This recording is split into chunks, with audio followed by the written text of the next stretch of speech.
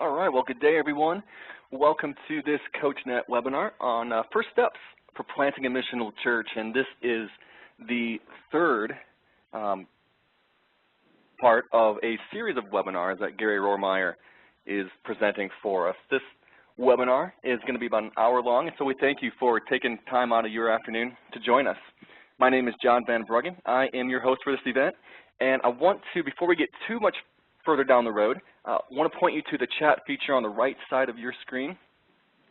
If you have a question or a comment or a technical issue during the webinar, please feel free to use that chat feature and send it to me as the host, and I will do my best to respond as quickly as possible. I also want to mention that today's webinar is being recorded, and so if at any time in the future you would like to view this webinar again or share it with your team or a friend or a colleague, you can do so by going to the CoachNet webinar page, which is located at coachnet.org/en/webcast, and I'll send you that web address shortly. I'd also like to take a moment at the front end to find out a bit more about who you are. In just a few moments, I'm going to be sending out a poll, and you can let us know where you're at in your church planting journey, whether you are just starting out and you're discerning a call, whether you're preparing a launch team, or if you're at the multiplication stage. We'd love to know a little bit more about where you are in your journey. Our presenter today is Gary Rohrmeyer. Gary is the National Director of Converge USA, and he brings with him years of experience as a church planter, a church planting coach, a pastor, and a denominational leader. He has developed such resources as Life's Biggest Journey, Church Planting Landmines, and Next Steps for leading a missional church. And Gary is proud to call the Chicagoland his home. Now, without further ado, here is our presenter, Gary Rohrmeyer. Well, good afternoon, everybody. I'm glad that you're joining us today for this webinar. We're going to just continue in our process here of looking at these critical first steps in planting a missional church. Simply, the goal of First Steps, I'll just repeat this again, is it's our goal. Our goal is simple. It's our desire to help you discover the church that God's planted in your heart and to help that become a reality. We're not here to promote a model, a certain style or a model, because we believe that it's going to take a multitude of churches to reach the multitudes in our cities, countries, and world.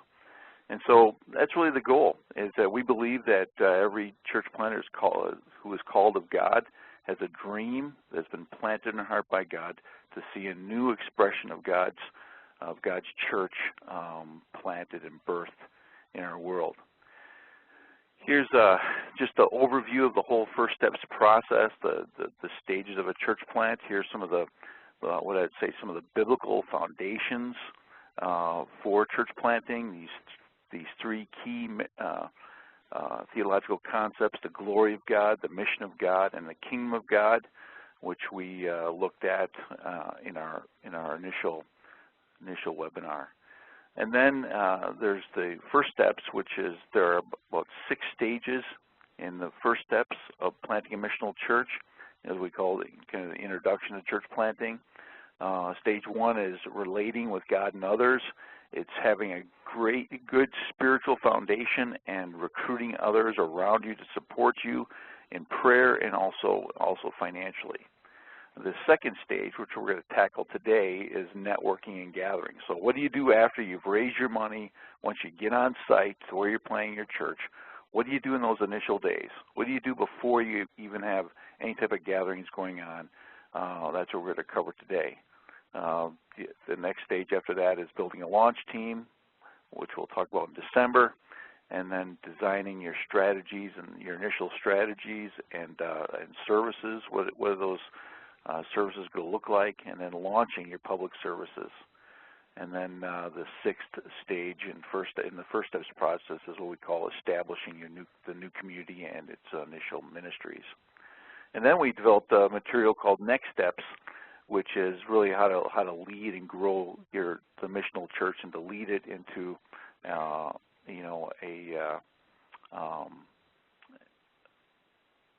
into a growing impact throughout the region and ultimately globally. And so we talk about reproducing, disciples, leaders, ministries. We talk about how to mature your church spiritually and also relationally. And then we talk about how to impact regionally and globally. And then the final stage in the church planting process is, when does the pioneer planter leave? When does the founding pastor leave? And how does that transition go, and how can you do that well? And so that kind of gives you an overview of the whole First Steps process. Today we're going to tackle stage 2, networking and gathering. And so first of all, we're going to talk about we'll answer this question: how do I enter a community missionally? The second question is, how do I find receptive people? And third, what gathering strategy should I use in initially pulling my team together? Well, here's a little diagram I use to kind of show the initial stages of a church plant. First, you have a planter, okay? And the planter is there and really doesn't know anybody. We moved into 20 years ago, we moved into a town. We knew one other family, so it was my wife and my 2 boys, and another family and their 2 boys. And through that, we began networking. And basically, networking is kind of getting out into your community and getting to know people and getting people to know you. And so one of the questions I ask church planners all the time is, how many people in your area know your name and know why you're in that community? And so one of the things you want to do is, when you initially make contact into your community, is begin getting your name out, getting known, and getting known why you're there. The second stage is gathering, when you start pulling people together. And we're going to talk about those different types of gathering strategies. And, a small group, I look at these small groups as anywhere between, 3 to 12 people. And sometimes you got to learn how to strike when the iron's hot and gather people right away. And so what are you going to do in those situations? What opportunities are you going to make available to them? And then out of that, you want to build what we call a launch team. And that's really the building process, where you get to gather this team, mobilize this team to give birth to your new church. Well, number one, let's talk about how do you enter your community missionally. I got this a number of years ago from a missionary, and just talking about how missionaries enter their communities and enter the fields that they're looking to reach. And five things here. Number one, you enter as an intercessor. You enter as an intercessor. You humbly petition heaven, for your community. You're asking God to reveal Himself in this community, and to reveal to you as the planter how He is already at work in a community. I really believe in what Henry Blackaby talks about, is the whole idea is that God is already at work, and we just got to figure out how to join Him in what He's doing. And we do that by number one, interceding. Before we moved to our community, we were living in Chicago, and we ended up moving into Wisconsin, a small town in Wisconsin. And I basically, about 6 months before we actually moved there, I was getting newspapers sent to my house, and I was using that as a way to get to know the community, and also a way to pray for the community. I got a map that I hung in my office that I prayed over for a community. I got a phone book, that I started going through, and there were just key things along the way that just helped me just to be an intercessor for the town that God was calling us to. And then when I got there, I did a lot of prayer walking, began mobilizing people to do prayer walking, and but we've got to cry out to God. Like what Bob Logan says, that prayer is the battle, and that's where we wrestle with the enemy, and just intercede for our communities to see God's light and God's grace and God's truth move forth throughout the lives that are represented there. The second one is a learner. Go into your community as a learner. Go in there with questions and learn who you need to contact and connect with. One of the things that we talk about heavily in our live training is we talk about who are the key influencers in your community, who are the key leaders in your community that you need to connect with. And Hessel Grave, in his book, Planting Cross-Cultural Churches, talks about the importance of what he calls courtesy contacts, going in and meeting the key leaders in your community and introducing yourself, introducing why you're there, what's your intent, and just seeing how God's at work in those relationships. And so go and meet key people. We generate what we call a top 10 list of key people you need to meet in your community, and just go in there, ask them questions about their community, and just go in as a student of your area. The church I planted about 20 minutes from where I grew up, but I had been gone from that area for 10 years. And when I came back, I just, it was amazing how much I didn't know about the community. And so I began asking all sorts of people. I met with the chief of police. I met with the fire chief. I met with the mayor. I met with city planners. I met with the chamber president, other business leaders, other Christian leaders, just kept asking them questions about the community. Third one is come in as a servant. A lot of church planters kind of come in with this mentality, kind of a conquering mentality, we're going to win this city for Christ, and that's part of our youthful enthusiasm that generates that. But we really need to come in as a servant to our community. And one of the things is I coach church planters all the time. I really push them and to get out there and to meet the community leaders in their community, and I ask them how you can serve them, where can you begin serving in this community. And it's amazing some of the replies and answers. One gentleman went into the mayor's office of his of the city he was planting, and he met the mayor for about a 5 to 10 minute meeting, introduced himself, and then he asked the mayor, he said, where do you think I could begin serving in this community? And the mayor was kind of dumbfounded by the question and said, Pastor, I just need to tell you that I've been the mayor here 20 years, and I've never had a pastor come into my office and ask me the question you asked, where could you begin serving? Where could they begin serving?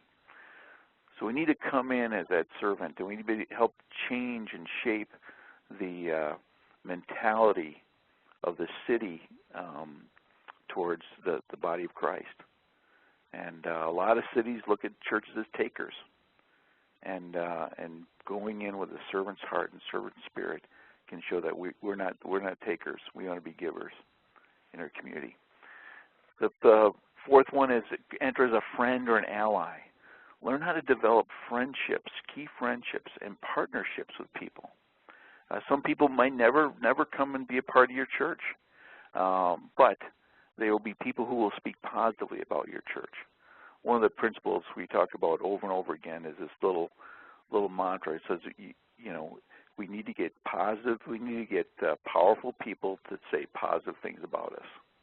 And so as you go and you meet community leaders, and as you engage in the life of your community, and you meet people, and they have a positive experience with you, they're going to promote you in ways that you won't even understand or imagine. I can't tell you how many times people would come up to me and said they were in a meeting with the mayor, and they found out that they went to our church, and the mayor just raved about us, our church and our ministry. And so getting powerful people to talk positively about you is a key thing. And then finally, you want to go in as a storyteller. And there are 3 key stories that you need to know well, and you need to communicate well. One, you need to be able to tell your faith story well. You need to be able to tell your faith story in a way that is going to create spiritual thirst in the hearts of people. You need to be able to tell the gospel. You need to tell the gospel story well. That'll create, again, spiritual thirst.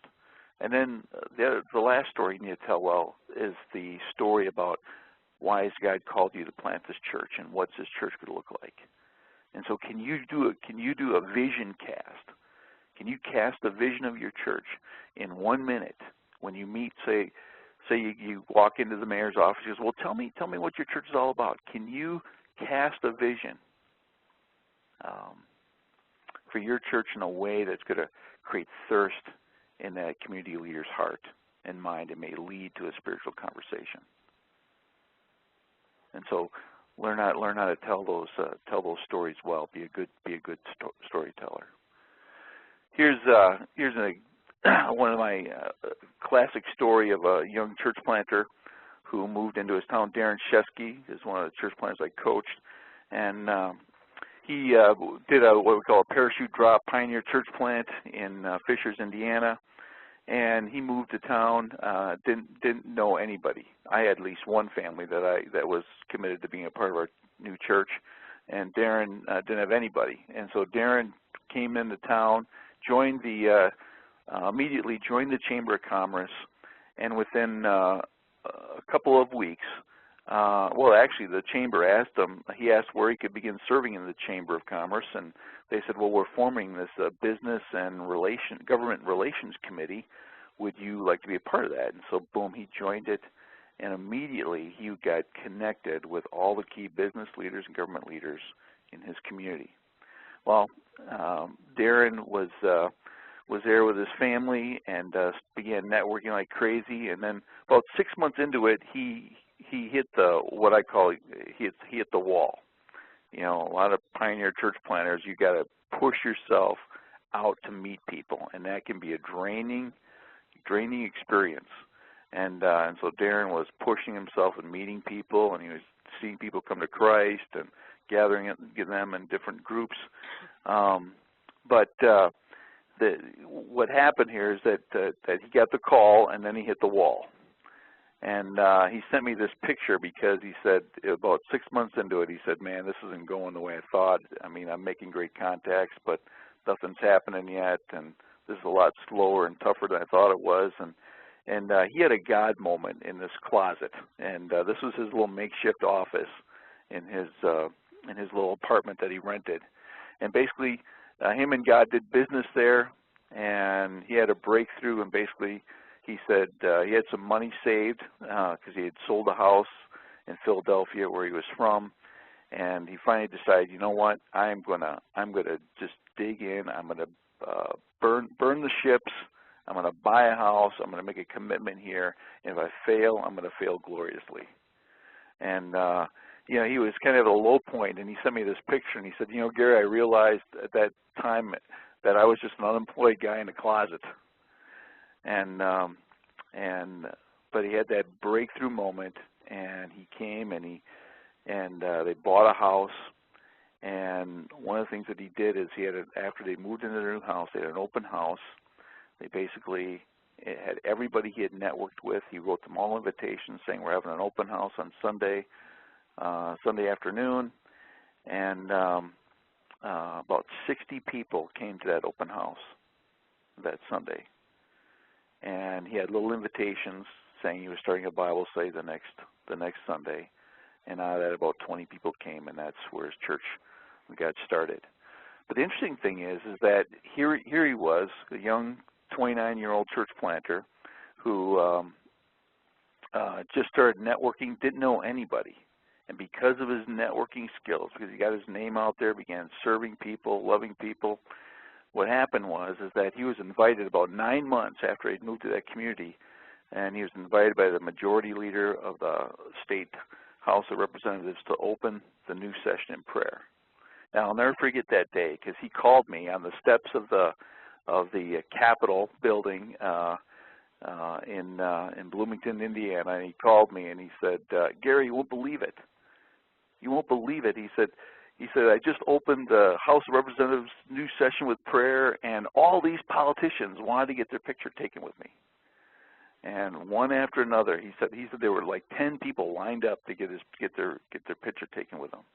Well, you know, that just shows you the power that you can have, by just pushing yourself to get out there and meet people, to love people, and to serve people. That's really the power of networking.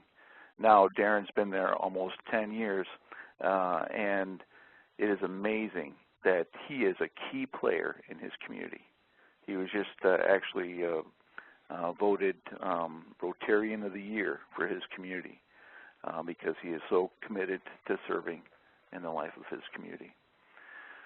Well, here's a few questions just to stop and reflect as we pause for a minute here. But how will you strategically intercede for your community? Who will you seek out to discover the intricacies of your community? And what type of questions will you ask these key leaders in your community? Where will you seek to serve first? And then lastly, how can you create spiritual conversations in sharing the story of your new church? Gary, those are great questions, and I'm going to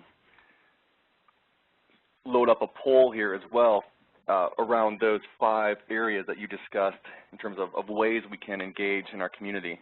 And I'd like to know, for those of us who are who know yourselves well, who know your giftings, who know your callings and your strengths, I'd like to know how could you use those over the next 6 weeks to gain a greater understanding of your community. And I think with that as well, I know I'm guilty of this with the good intentions, having a lot of good intentions. My follow-up question would be, what would you want to do, or what can you do in the next 24 hours to take a step in this direction? All right. Well, we'll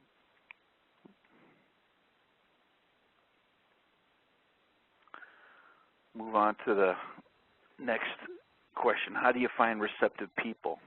You know, one of the reasons we push ourselves out there relationally as we entering our community is the whole idea is to find how God is working, God's Spirit is working in the hearts of people.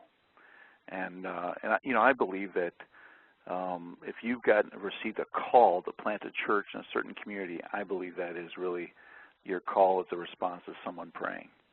And I believe somebody's been praying for that community and praying for God to awaken hearts of people. And so one of the things you need to do is you need to figure out how do you find receptive people. And this leads me to a principle that Jesus taught in Luke 10. And I would strongly encourage you, if you really want to start a missional church, and is to really study Luke 10. I mean, Luke 10 is just a great passage where Jesus is training 70 people, you know, in how to move out into a community missionally. And in that training, in that chapter, he uses this principle called the man of peace principle, or the person of peace principle. Let me read it here. Jesus said, when you enter a house, first say, peace to this house. If a man of peace is there, your peace will rest on him. If not, it will return to you. Stay in that house, eating and drinking whatever they give you, for the worker deserves his wages. Do not move around from house to house. And so one of the things that Jesus didn't just send his disciples out just on their own. He actually gave them a tool, and the man of peace principle is a tool. Now, we don't understand the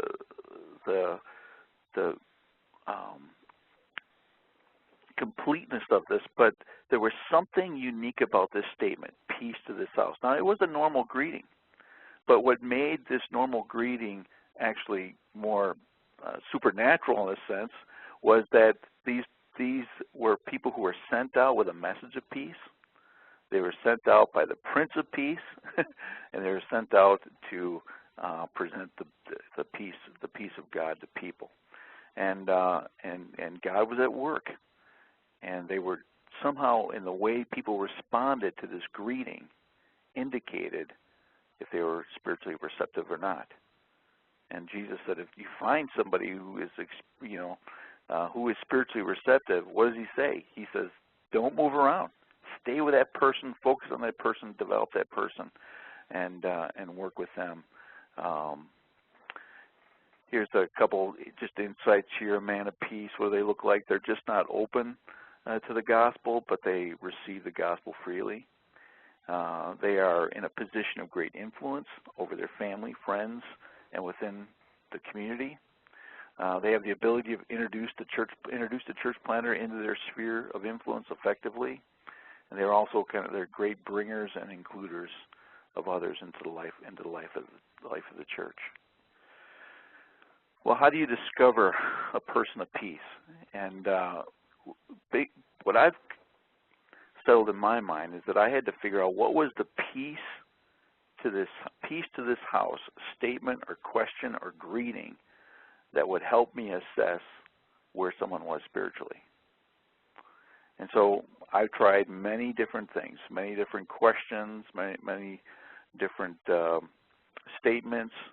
I went around and did 300 door-to-door surveys in our community, asking people several questions and just experimenting in different ways. And what happened for me is that all of a sudden it clicked one day when I started using this phrase, do you believe people are on a spiritual journey? And I would ask people that question. And from their response, from the response to this question, it really helped me discover how receptive they were to God's work in their life. And out of that, I developed over years, I developed a tool called the Spiritual Conversation Tool. And I used to just do this on a piece of paper, but then when I began training people how to use this little tool to discover where people are at on their spiritual journey, no one ever drew it out on a napkin like I used to do. And then I put it in print, and our people started using it, and then other pastors started asking me to use it. And so we've distributed over 1 million of these so far. But I'm going to just walk you through what this tool and real quickly. But if someone says, yes, I believe people are on a spiritual journey, then what I do is I actually pull out this little conversation tool, and I'll say, well, let me just show you what the spiritual journey looks like. There are people who are searching. There are people who are looking at the cross, and they're looking for answers.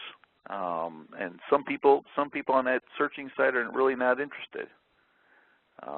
There are some people who are questioning regularly, and there are some people who are really assertively looking or seeking. And then there are people on the other side who are following. There are people who experience the new life that God offers. There are people who are growing in community with other Christians, and there are people who are learning how to live missionally, learning how to live out this lifestyle that God desires for them. But then I tell them that the defining moment is at the cross. It's where they decide, they kind of answer the Jesus question in their life. And that's what we call a faith commitment, and we go on in detail to explain what that is. But the first question I ask them, after I kind of explain, give them an overview of the journey, of the spiritual journey, is I ask them, where are you on your spiritual journey right now? And it's amazing to me how many people will kind of mark it, put that X right in the middle there somewhere.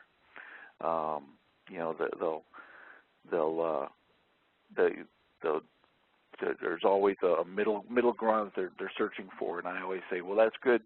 There are like many points on the journey. The second question I ask them is, where would they like to be? Where would you like to be on your spiritual journey in the next 6 months to a year? This question has both theological and cultural implications. The cultural implication is, number one, most people want to progress. Rarely have I seen a person who didn't want to move forward in their journey. The theological concept is that I believe God is drawing people to himself. And this is where, in their response to this question, I could see how God is drawing them to himself, how deeply the Spirit of God is convicting them in their life. The fourth question is, what's standing between you and that point? And this is a question that helps uncover some of the barriers that are going on in their mind and their heart. And I've had people, I've done this thousands of times, I've had people say, you know, other Christians, a bad church experience, or personal failure. You know, a lot of people can't forgive themselves and don't think God can forgive them. Lack of understanding. They don't know anything about the Bible. They don't know anything about Jesus. You know, and so all sorts of barriers get revealed, and this is where they begin to discover what is staying between them and that point that they want to be at. And this is where you can come along and then help them. You know, the last question is, how can I help you take the next step? How can I help you take the next step? One of the big questions I received, one of the big barriers all the time was, I don't know anything about the Bible. And so one of the things that I would tell people, I would respond to them, I said, well, I do this 4-week little intro Bible study called Bible 101, and I'd love to meet with you one-on-one, or maybe with your wife, or with a group of friends, and just, you know, introduce you to the Bible.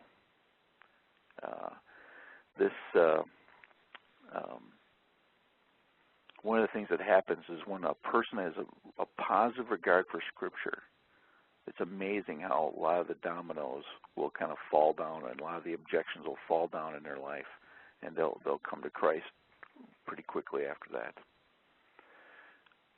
Well, this little tool is just a way to help you get into more spiritual conversations. Here's some questions that you can reflect on. You know, how could you see this tool being used to create more spiritual conversations in your life?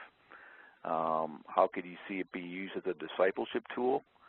I used it not only for people who are searching, who are in front of the cross, but people who are picking up the cross to help them develop a plan to live, fulfill God's plan in their life. And then, you know, how could this spiritual journey guide be a way to communicate the vision of your new church? One of the things that I did was, and I'll go back here, is that our vision statement for our church was a place to belong, a place to become. And I would just tell people, we're here, our church is here to accept people no matter where they're at in their spiritual journey. But we're also here to help people become all that God wants them to be, truly devoted followers of Christ. And we would use that in communicating our vision to them. Anything to add, John? No, I think that's a wonderful tool, and I'm curious about, one, where can we find that resource? And also, we did have a question come in, but I'll save that for later on, unless you want to take it now. Is it related to this subject? It is, yeah, and it's simply sure. the question is, would you use this tool, the spiritual journey guide, in a way, or I guess, would you use this tool doing a door-to-door survey? I would only pull it out if I have other tools on the FirstSteps network. There is a door-to-door what I call opinion poll that has 10 questions on it. I would use this if a person, you know, kind of for the next conversation, you know, if they responded positively to, yes, I believe people are on a spiritual journey, then I would basically say, well, can I show you what the spiritual journey looks like? And then I would sit down with them. It's not really it's not a pamphlet to hand out, you know, randomly. Mm-hmm. It's more of a conversation tool. It's where you get to sit down, you get to walk somebody through this. So, you know, that'd be part of it. Now, you can use it, I don't know, if maybe door-to-door, you know, just, you know, door-to-door cold calling. You know, I would use it if someone indicated there was some spiritual receptivity there. But I would use this in visitation. If I'd sit down, if someone came to the church and we were doing a follow-up visit with them, that's where I mainly use this tool, was I'd sit down because they're already indicated spiritual receptivity by coming to the church. And then I would sit down and say, let me show you this little tool. Tells you, really encapsulates what our church is all about. You know, we're here to be a place to belong and a place to become. And we want to accept people no matter where they're at in their spiritual journey, but we also want to help people become all that God wants them to be. And then I would walk them through the little journey guide to help them discover where they're at in their spiritual journey. That's great. So the prerequisite of sorts is that there's a relationship established, even if it's just an initial contact at through a church service or. Yep. Any type of, I did plenty of, where I've talked with people and said, I asked them, got around to the question, do you believe people are on a spiritual journey? And they said yes, and if I was in the right setting, I would say, can I share this little tool with you, this little pamphlet that helps people find out where they're at in their spiritual journey? So yeah, they can get these through the yourjourney.org site. Great. And we have a book coming out in February called Spiritual Conversations, where I go in depth on this tool and just getting into spiritual conversations. Great. I will send them the link. Okay. Thanks, Gary. Well, let's talk about some gathering strategies. One of the things you got to do is you got to figure out how to not just connect with people one-on-one, but you need to learn how to gather people together.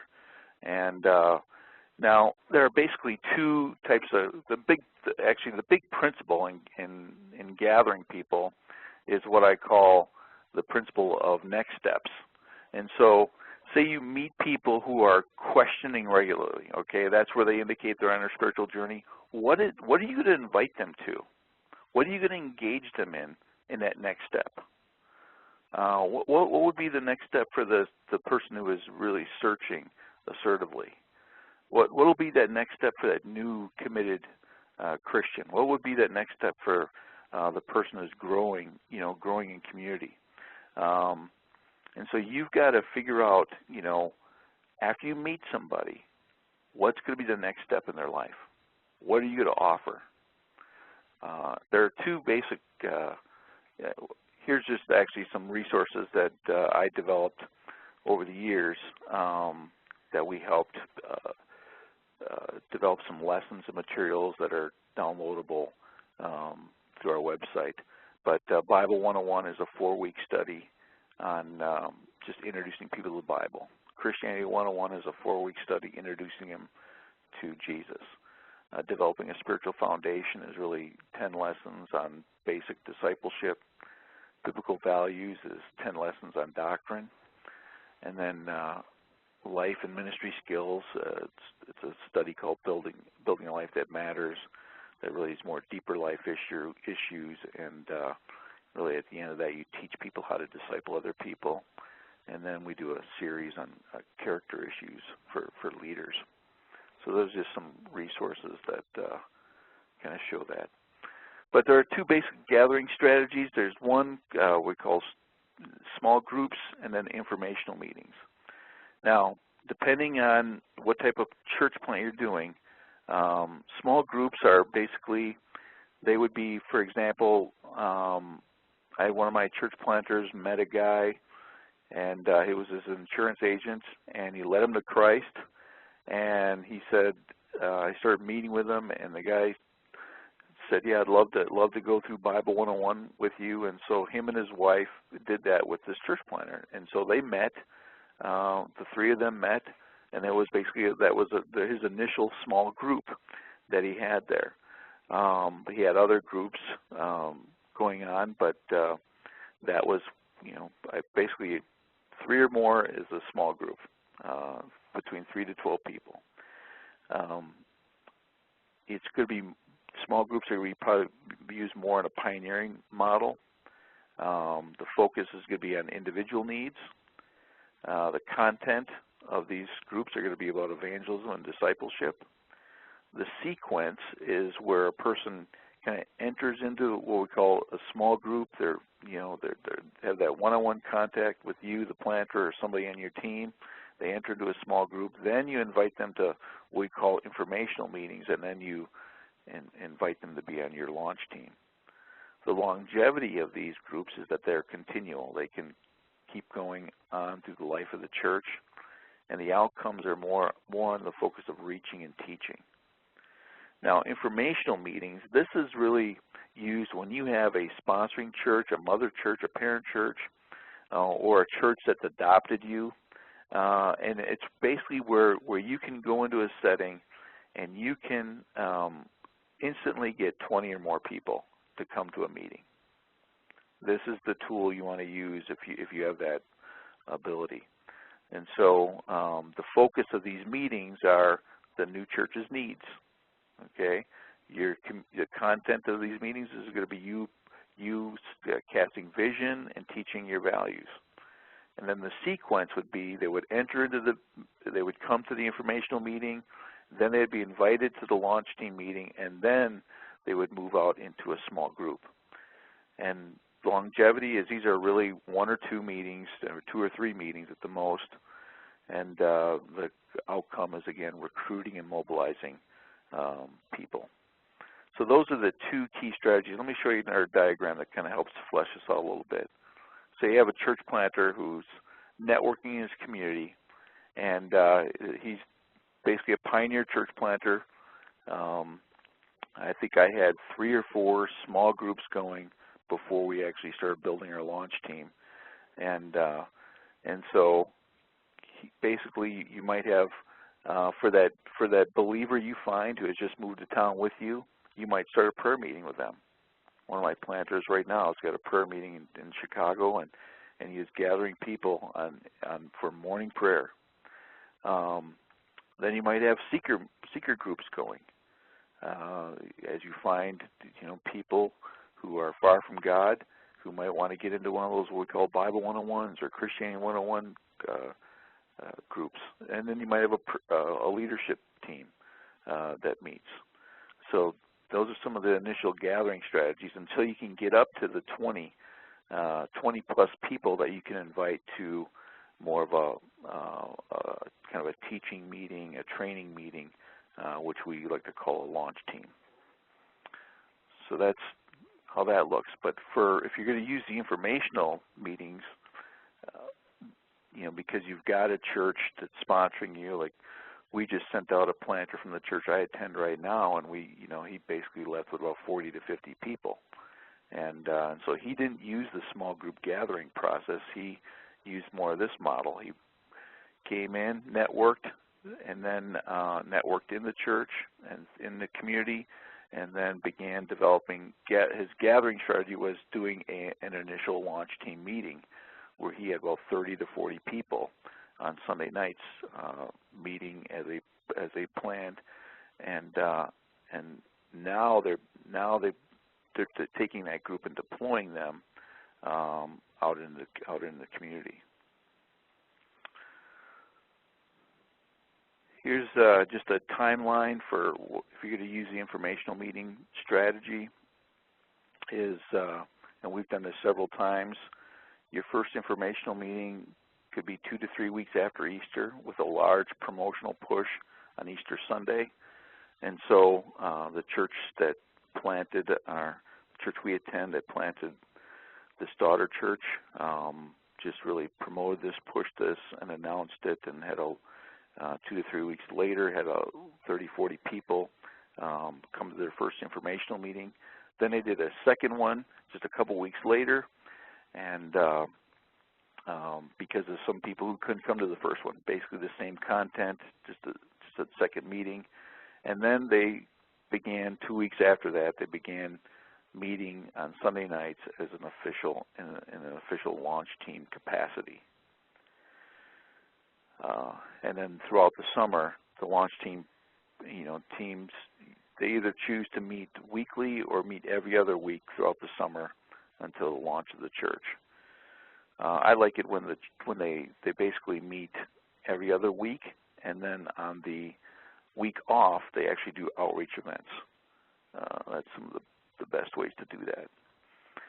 Here's an actual agenda for an informational meeting that took place in one of our church plants, and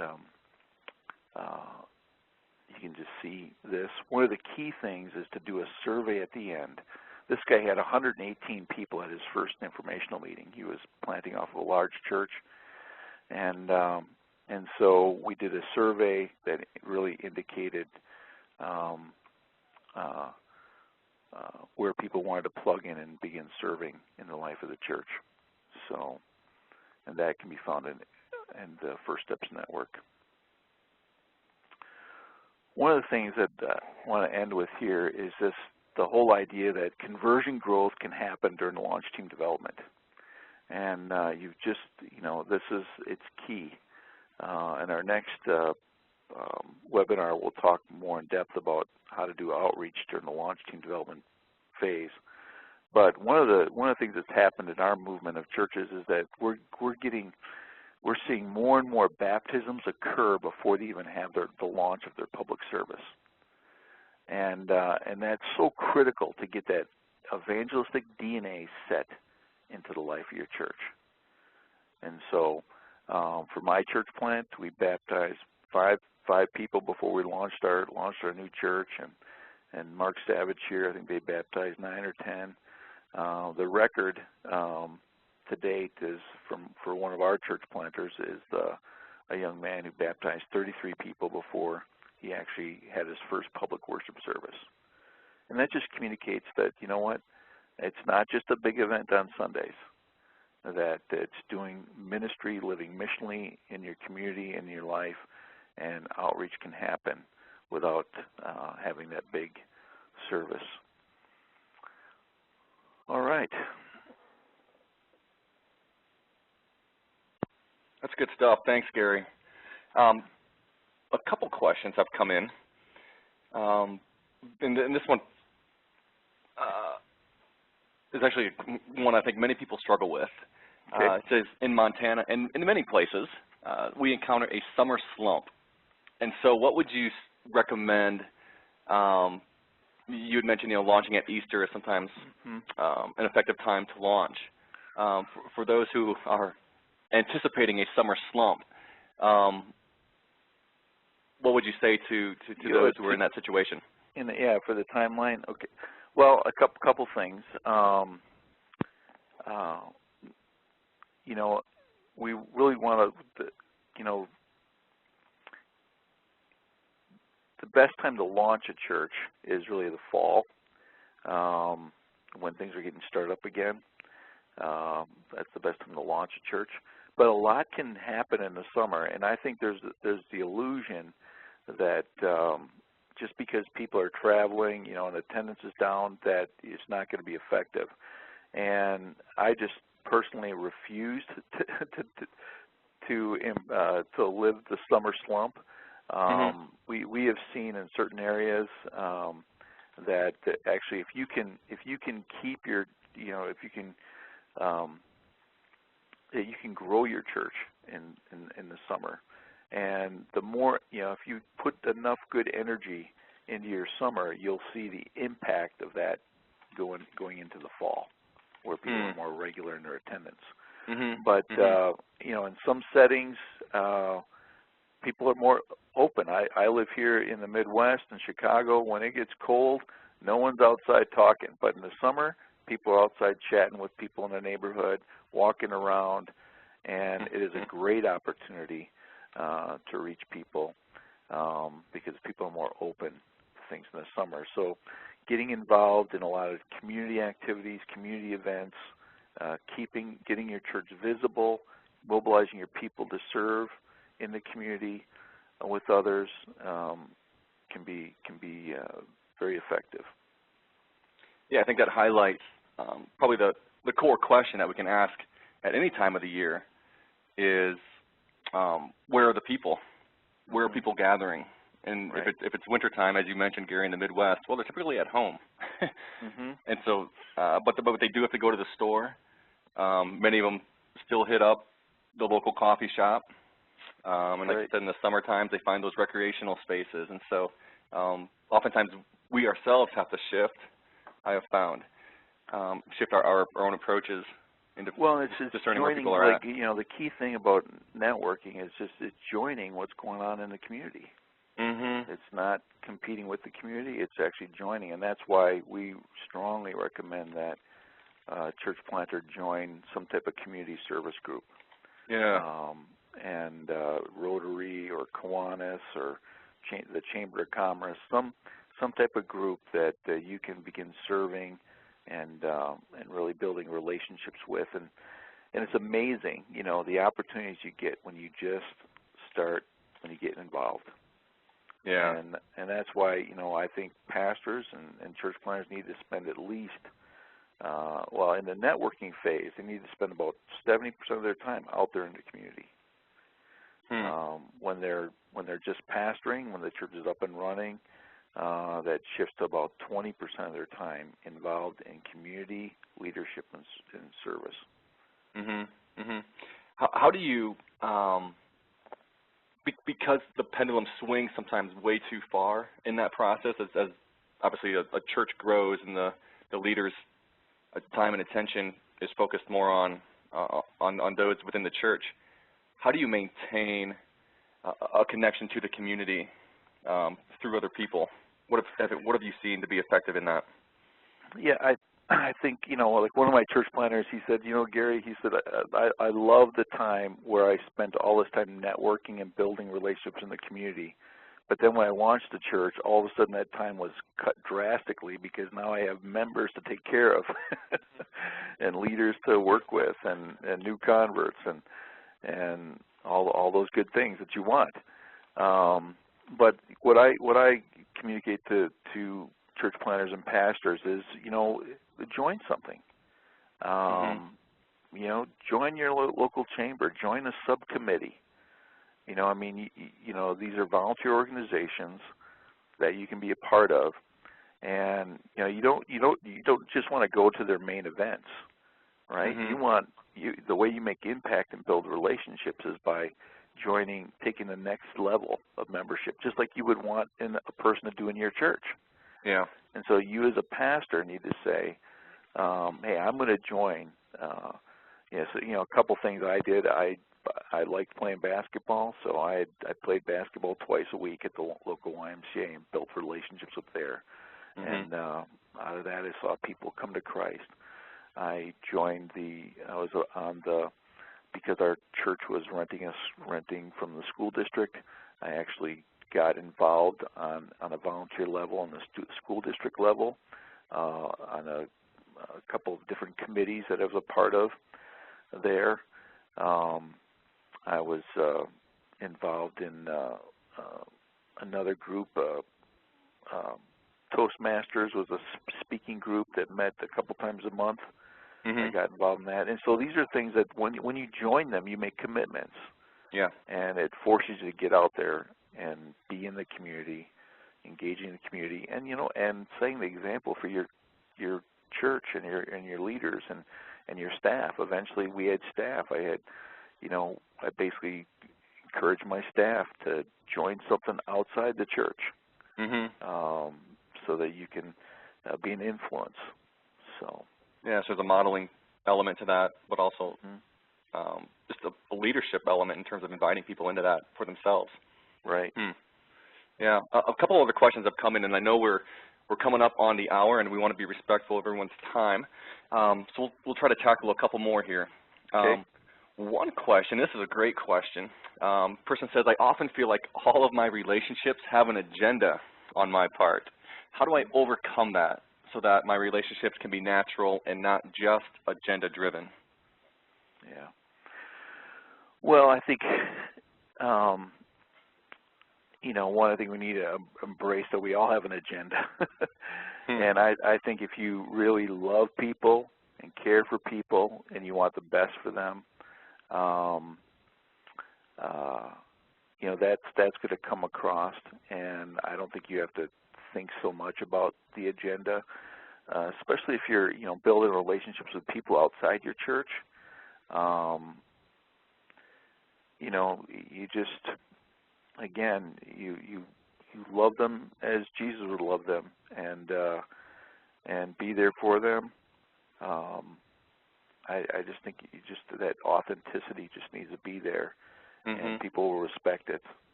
And then again, you'll see God at work in their lives.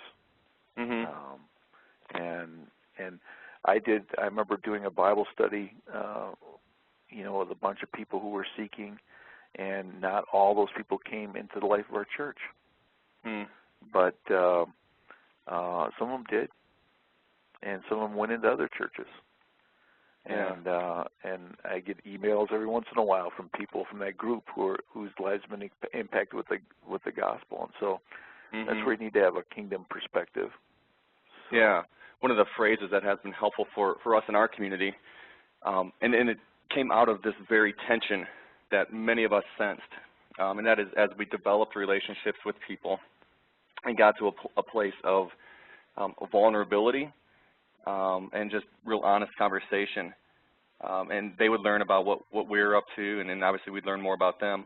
But we would actually sometimes say to them in conversations, say, whether or not you turn and follow Jesus, I'm still going to be your friend.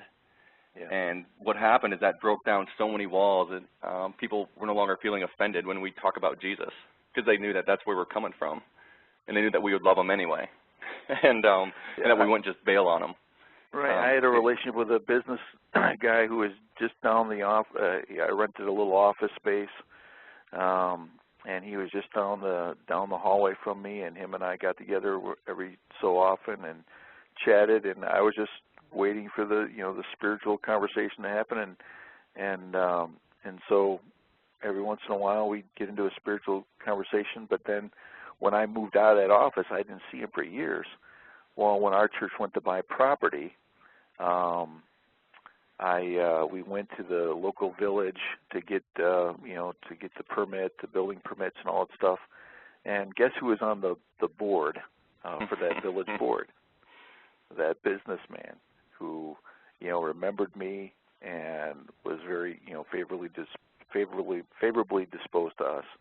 And so in that sense, God used that relationship in ways I didn't even understand or imagine. That's great. That's great. Well, Gary, thanks so much. Our hour is up, and we really appreciate what you shared with us today, giving us some tangible tools and tangible ways to engage in our community and then to gather people together as we continue on in our church planning journey. This is incredibly helpful stuff, so thanks so much for joining us today. I also want to thank those of you who participated in today's webinar. Thanks for your questions, for your comments. They were extremely helpful, and I know we didn't get to all of the questions, and so what we'll do is we'll either email out responses to those or email you a link to Gary's blog where he can respond to those. One way or another, we will definitely respond to your questions. I also want to let you know that, as I mentioned at the beginning of this webinar, that this event is recorded, and so if you'd like to view it again in the future, we'll be sending you a link shortly where you can download or play back the recorded webinar as many times as you want. And finally, wanted to let you know that if you're interested in joining the FirstSteps network, that is a network through the CoachNet Ministries website that includes an additional cost. And for those of you who are members, it's a cost of $35 to join the FirstSteps network, which gives you access to all the information that Gary shared today and an abundance of other information centered around planting a missional church and doing that well. That cost of $35 for members is actually going to be bumped up beginning next Monday, November 16, up to $50. And so if you're interested in doing that, I would say do that in the next few days here and get in on that lower price. If you're not a member of CoachNet and you want to join the FirstSteps network through CoachNet, that price is currently set at $99 for a year. And again, that price is being bumped up to $119 on Monday, November 16th. So if you're interested in that, please feel free to email me. My email address is johnvbvictorboy at coachnet.org, and I'll be glad to help you get registered there. Well, wherever you are in your journey, we're so thankful and just grateful that you've invited us along. And as you seek to multiply ministry, we look forward to joining you in your journey in the future. So thanks again for joining us. God bless you.